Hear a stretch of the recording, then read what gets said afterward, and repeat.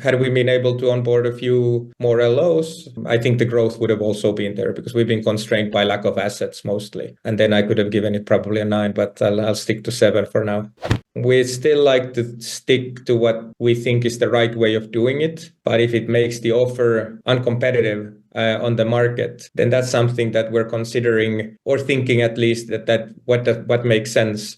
The main dissatisfaction comes from cash drag, right? So it doesn't matter to you really if the auto invest fires every hour if your money gets deployed. The main thing is lack of assets on the platform at the moment, which causes cash drag, which causes the perception that auto invest is not working because somebody lists, the loans are gone, why didn't I get any? So we see there's bottlenecks that being unregulated causes us. The main reason why we're still not regulated or licensed is really just down to the same fact as it was before. The Estonian legislator has not been able to pen in the law. Licensing getting regulated as soon as it's possible in Estonia, we will definitely do it. If it's not possible in Estonia, let's say, then we will have to look at what are those countries where it might make sense to take the business to just to get rid of this, let's say, necessary future hurdle.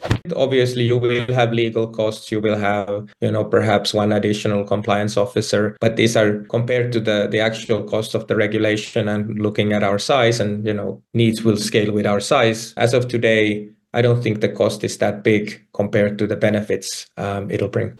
Our target is to double this year, right? So if we look at the AUM today at around 11, I would be disappointed if we don't hit 20 by the end of the year.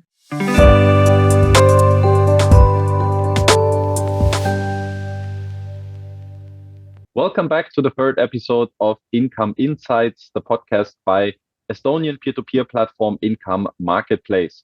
I'm your host, Danny Neithardt, and alongside me, once again, Income founder and majority shareholder, Kimmo Ritkönen. Kimmo, good to see you once again. Happy New Year. First things first. I hope you started off well in 2024. Yeah, it started well. Thank you, Danny. Happy New Year. All good. 2024 is in good progress. Full swing, as we used to say. Do you mind sharing how you spent New Year? Yeah, I was with the family, a small cabin in Finland, so we spent the Christmas there and very peaceful, small circle. No big parties. Okay. I was wondering, like a common tradition for many people around New Year is making some New Year's resolutions, lose some weight, go more frequently to the gym, some health related things, maybe some business related goals. I was wondering, do you do any New Year's resolutions, whether it's for, the private side of your life or maybe for the business side? Not really. No, I don't have that many bad habits these days. So just, nothing that I would feel bad about breaking later. So just some gym and other things, but nothing very resolute, let's say it this way. Yeah. Okay. And for the gym, no new personal records for your bench press, for instance? No, I ended the last year with good results, and I have a 17-year-old son, so he's chasing me at the gym, saying he will be stronger. So that's the only thing I need to stay ahead of him. But eventually I'll fail, of course. But as long as I can. Well, maybe that's a resolution for this year to still be ahead of your little son or your big son. That's probably little big for me, always little, but yeah. All right. Yeah, obviously it's the kind of New Year's episode, so it's just a few days in. So I guess it's quite obvious to, just have a little recap, wrap up what happened in 2023, kind of look back, and at the same time also look ahead. What's on the table for income this year? What are your goals, your ambitions? What do you want to achieve? So maybe that's a good direction for the third episode of the Income Insights podcast. First, probably a look back, recap of 2023. Now, before we go into the details and the specifics, maybe from your personal view, how would you personally rate the year of Income Marketplace, let's say on a scale from 1 to 10? How satisfied are you with last year's results? I'd give it a 7, probably. 2023 was a difficult year for fintechs overall. A lot of things, and I don't just mean platforms as such, but more so also for the lenders. The market changed a lot for them in terms of getting funding, and we started the year quite bullish on onboardings. We ended up with not being able to onboard anyone. We did a lot of work on it though. But what we noticed was a lot of the companies were just grappling for funding here and there, and they had a lot of deals on the table, and that caused a lot of loss of focus. So we got very close almost to the signing level with a few ones, very let's call it like prominent ones that are known also on other platforms. And then for regulatory reasons related to the assignment of claims, related to them getting some deals through with some other investors, not marketplaces, but investors. There was a lot of back and forth, let's say so. So it was from that end, it was a relatively challenging year. We also had some issues with some of the existing ones, which took a lot of energy and time to fix. And then, of course, I mean, at some point in the year, we just decided also that, okay, we'll continue with the onboardings we have, and hopefully we'll get some good news soon. But we focused a lot also on the existing ones. And on that end, actually, we managed to keep the growth at a relatively good pace. So we ended last year at around 7 million outstanding investments. We ended the year at around 11. We peaked at 13. So we almost managed to double, which was actually our goal. So, from that end, we were a bit behind what we actually thought that is doable. Investor demand remains strong, which is obviously a great thing. So we've done a good job in there. People are generally happy, despite some problems we've had. And then, we used a lot of time also on looking at the platform, seeing what we can improve on the back end, which might not be so visible for investors. But I think we have a good system to go forward now in 2024. We also saw quite a nice growth in the 5,000 to 25,000 bracket. So it looks like a lot of the investors that we onboarded have decided to put more money on us, which is also good. So there was less growth in the small ticket investor brackets than actually in this medium-sized bracket. So all in all, had we been able to onboard a few more LOs, I think the growth would have also been there, because we've been constrained by lack of assets mostly. And then I could have given it probably a 9, but I'll stick to 7 for now. All right. Thanks for the assessment from your end. Yeah, you mentioned basically all the bigger bullet points are also what have brought up right now. Obviously, as you said, constraints with new assets, which when you said like you peaked at 13 million, that was in I looked it up, it was in June last year, and then kind of finishing off the year with 11 million outstanding portfolio. Kind of seems like you left a few chances on the table, and I don't think it's necessarily that investors have totally lost interest, but just that the supply of new assets wasn't just there. And I also looked up, like you said, like there was no new lenders coming up in 2023, and the last one was actually Juan Teplesa, and that was in summer 2022. So you said like fintechs, they're seeking funding, they have difficulties finding funding sources. So how come Income wasn't just ready yet to onboard an appealing candidate to grow the portfolio? I guess it's twofold. In one end, you would say we're competing. I mean, the investors. We're competing against all investors on the market, right? So the attractiveness of our deal depends on what else is there on the market, right? So we try to do the due diligence. If we look at the junior share or the advance rate, two sides of the same coin. So let's call it junior share now, because everybody's used to that already. So if we look at, what's the amount of junior share skin in the game that the LO needs to have in each loan, this is one of the key things, right? So if we're saying to a new one, for example, that we want to have 30%, and there's another platform saying that we'll stick with 10, that 10 is fine in our case, then obviously it's more attractive to go for the LO to go there. And I think the same applies to institutional investors. I think they would be closer to the 30 in that example, looking at purely at the details of the loan book. But of course they might have then cheaper funding again. So really it's a lot on the timing, and a lot on the current appetite of the LOs. And I guess not like all deals are not meant to happen in that sense. So I think that's one of the things that, when investors always say, okay, we want 15% returns, and that's all fine. But then on the back end, you're actually competing with the bigger fish in terms of, what is Fortress willing to borrow to these companies that are of sufficient scale.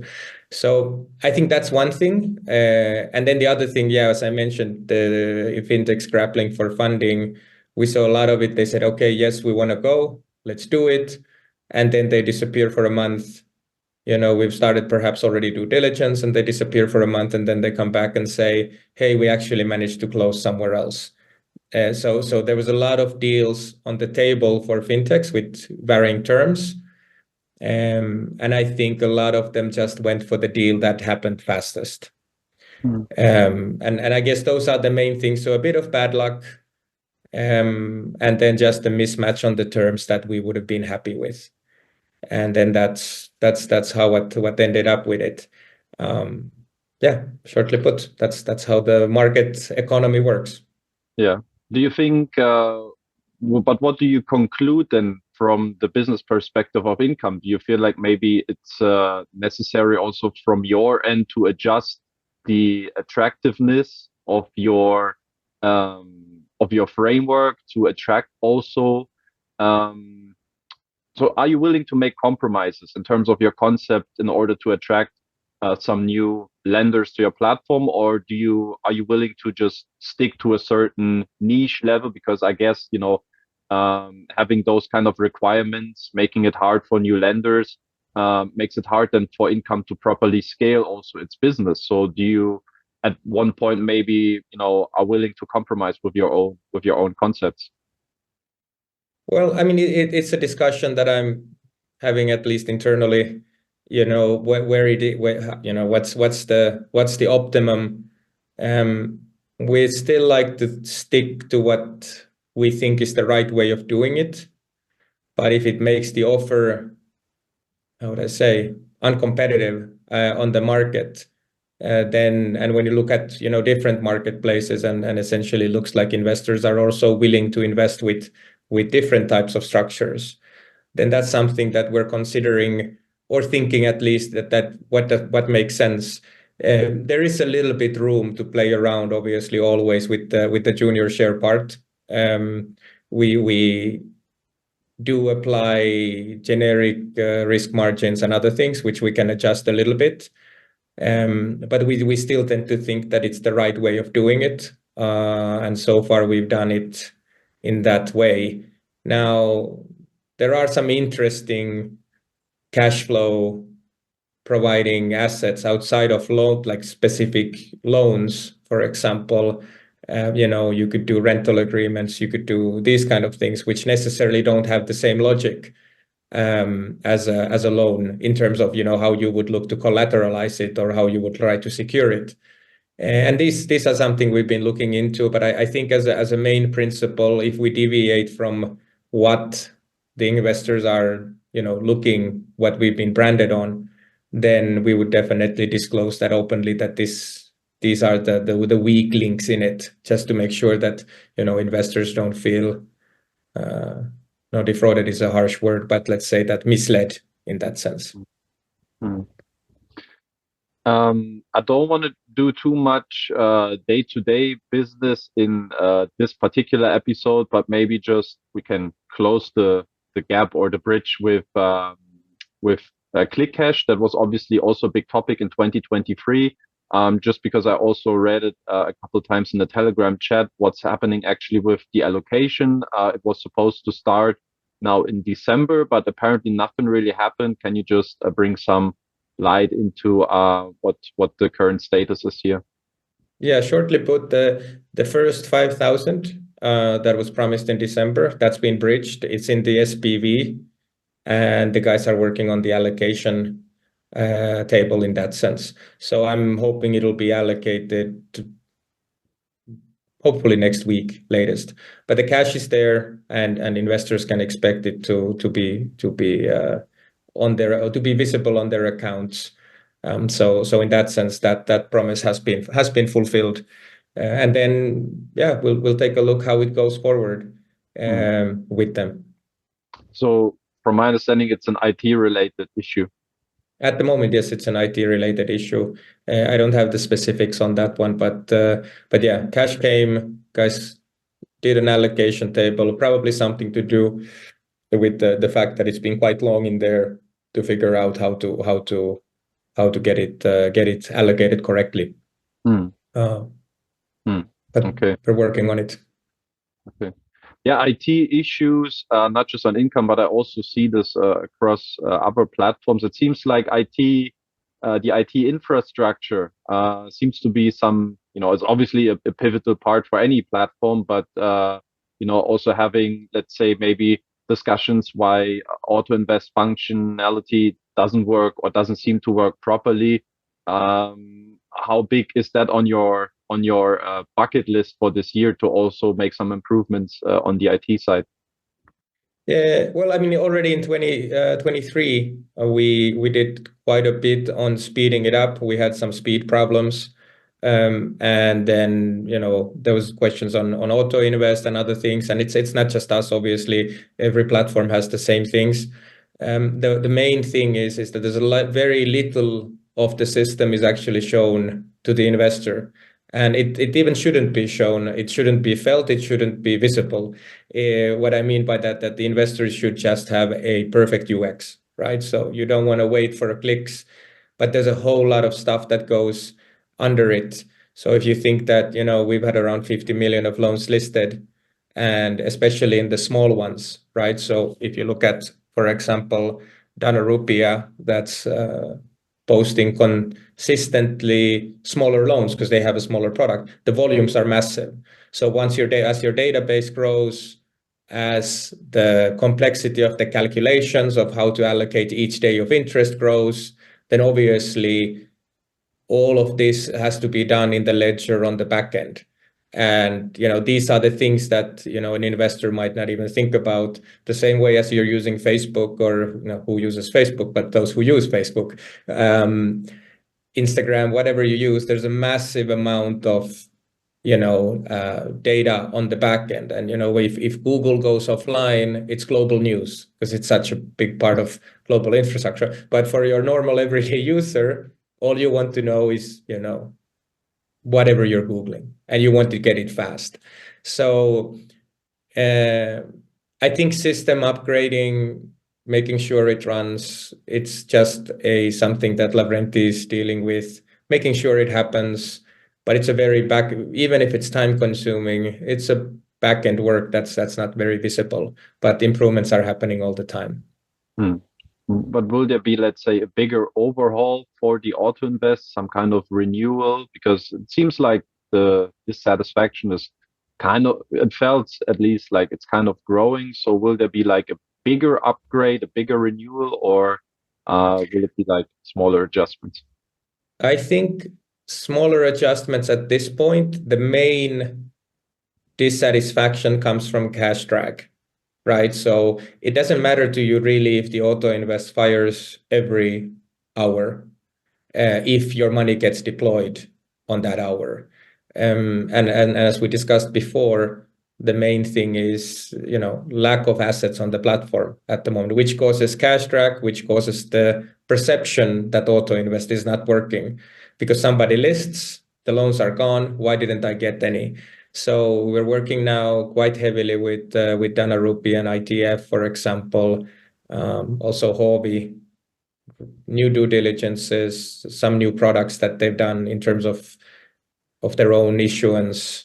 We're looking to how to get those on the platform, and these should actually increase the assets available. Plus, in addition of new LOs. So I think it's a dissatisfaction which will disappear when the asset level is such that you won't see a cash drag. Okay. Well, now we have slowly transitioned already into goals and plans for 2024. Something that happened also last year, which is also now a nice bridge, a nice transition element, is the CEO change. You stepped down from this position. In a statement, it was made clear like you want to focus more on the strategic parts of the development in 2024 and beyond. And there were points listed such as the new lender acquisition that we have already tackled now, but also moving forward with the regulatory process, becoming a regulated marketplace, as well as the upcoming funding round. Now, we have covered the lending part already. What about the regulatory developments in Estonia? What's currently happening? Please share your view on this. Yeah, so we see regulation as a how would I say, for getting licensed, a necessary next step. It's just looking at, we get that question all the time from everyone, right? So we get the question from investors. We get it also from institutional investors who are interested in looking at us and deploying funds. We get it from LOs often. And then, in some jurisdictions, for example, the assignment of claims, Latvia being one of them, you can no longer do it unless it's a regulated entity, right? So we see there's bottlenecks that being unregulated causes us. The main reason why we're still not regulated or licensed is really just down to the same fact as it was before. The Estonian legislator has not been able to pen in the law. Actually, we were supposed to receive an update on it already at the end of last year from the lawyers. What's the outlook? We asked, it's still delayed. So yeah, I mean, licensing, getting regulated as soon as it's possible in Estonia, we will definitely do it. If it's not possible in Estonia, let's sort of I can't tell you a time frame in that detail, but let's say then we will have to look at what are those countries where it might make sense to take the business to, just to get rid of this, let's say, necessary future hurdle. So, but it's definitely something that's on my desk. And yeah, that's something we want to get done as well. So that's interesting. So you talked about the bottleneck and what it actually means, what it amplifies not being a regulated platform. Can you maybe elaborate on this a bit more? How important is it really for Income to become a regulated marketplace? And why would you even consider, that's what I can read from your answer, would you be even willing to change jurisdiction for it just to become a regulated market player? Yeah, I mean, that's something we are discussing. I mean, obviously, we'd like to get regulated in Estonia. We're domiciled here at the moment, and going to another country requires setting up business there and moving. I mean, we wouldn't be the first platform to do it. Some have done, we can call it even regulation shopping. In our case, it's rather the fact that we just see all the platforms are regulated, crowdfunding is getting more regulated, and really to kind of, let's call it an umbrella that helps us to do business wherever we do business, right? And with those partners, we want to do business. Tying it a little bit into the funding round as well, with the discussions we've had with institutional investors, we get that question also from them. And although we have a legal opinion from our lawyers in Estonia saying it's not even possible for you guys to get regulated as of today, then it's still it's not just a tick in the box, yes, no. You can share the opinions and you can do this and this, but it's, the less questions related to that topic getting regulated would just close that loop once and for all. So in that sense, I think it's something that needs to happen at some point. So do you think being a licensed marketplace and being regulated, the benefits that come along with it in terms of attracting new investors, institutional investors, gaining more trust in the market, maybe also to onboard LOs, they're outweighing the let's say kind of compliance restrictions, the stuff that needs to be done, then in the background, all the bureaucratic act that needs to happen in the back end, that the benefits are outweighing the hassle, also the resources that will be tied to this decision. They're outweighing this negative elements of the regulation, in your opinion? Yes, I mean, I think it's just, we do a lot of things on the back end anyway already today. I mean, one thing is if you look at KYC, know your customer, anti-money laundering, all of these topics. So, when we are with the current LOs, with the future LOs, we always do the compliance checks with them. And that just comes from our bank and the money transfer companies that we use to get the money moving around the world. They want to know who are the ultimate beneficial owners of each company. They want to know pretty much everything in that sense. What are the structures? And in today's world with a lot of high risk jurisdictions as well, the list got updated. We need to stay up to date with those, make sure that there's no gray money moving into these LOs or even black money. So we do a lot of that stuff already. And so I think our compliance in that end is already in place. So that will not be an additional cost. From the draft, as I mentioned before, from the draft that we've seen on the regulation, there's very few, how would I say, business affecting things in there. It's more of a, that it circles around investor protection, and I think that's something that we've covered on, and we're trying to cover to very large extent. So I don't see that there's too much of it. Obviously, you will have legal costs. You will have, perhaps one additional compliance officer, but these are compared to the actual cost of the regulation and looking at our size, and needs will scale with our size in the future. But as of today, I don't think the cost is that big compared to the benefits it'll bring. Okay, thanks for sharing this, your insights on this. Now, another target for this year is the funding round. Can you share what is the overall financial situation of the company right now? Well, at the moment we are supported by our key investors. In that sense, when the funding environment in 2022, we closed our last round at the start of 2022. And then when the, around the end of 22, you could see all the VCs holding on to their checkbooks. The funds are full, as we hear, but deployment is still kind of shaky. Fintech valuations went down quite significantly if you look at Klarna and all the other, even the big multi-billion fintechs.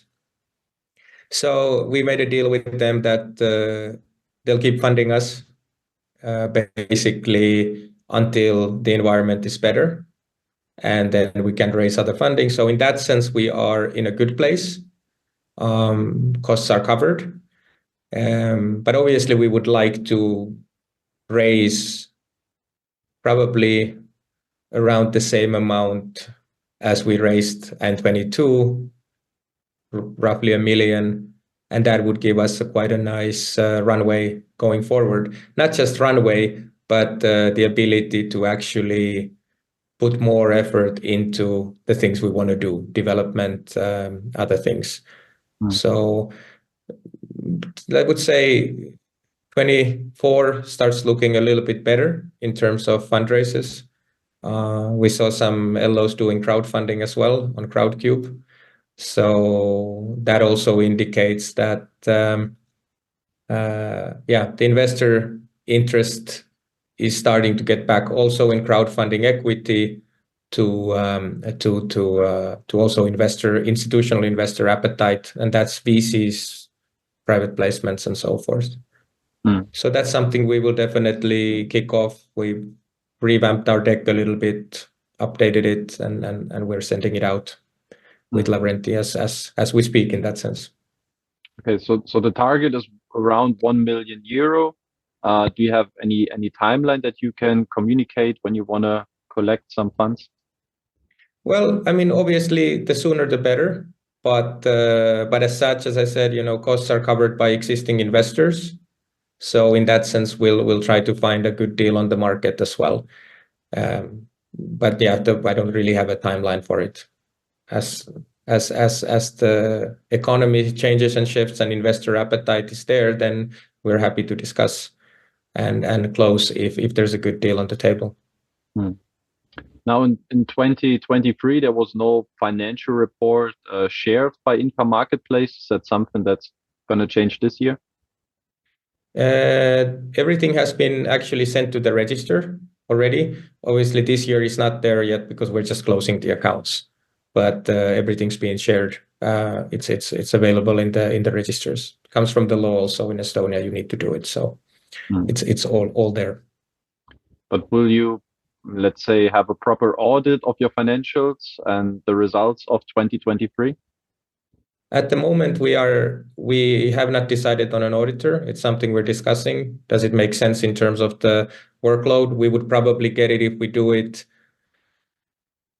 looking at how the year end is, or the start of the year it is. It always takes a lot of time, and we haven't started the process. So that's something we'll take a look and we'll discuss what's the pros and cons in that sense on it. Obviously, trust is one thing. The other is just the resources and the time when would we actually get it done and ready.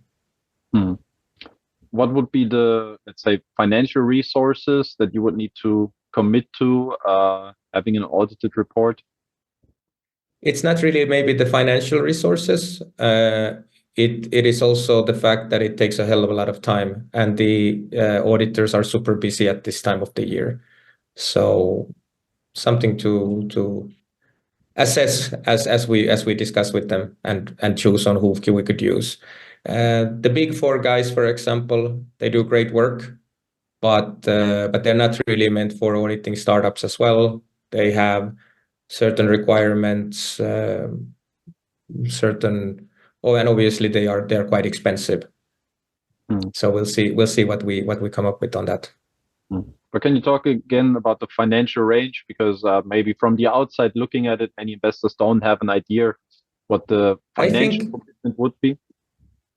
I think an audit for our size would probably be around 20,000, roughly. Could be something along those lines. So it's not massive, but it also ties up the team quite a bit. And we did the ledger back in the day. I mean, in that sense, I'm not worried about having an audit. We did the ledger back with Ernst & Young guys. So I mean, the back end of the system that calculates all the interest and others. So when we started the business, we had Ernst & Young help us build it. So in that sense, I'm not really afraid that there's any mismatches or anything like that. It's just a matter of resources and time that goes in there. And then again, discussing if it's worth it or not in that sense. Understood.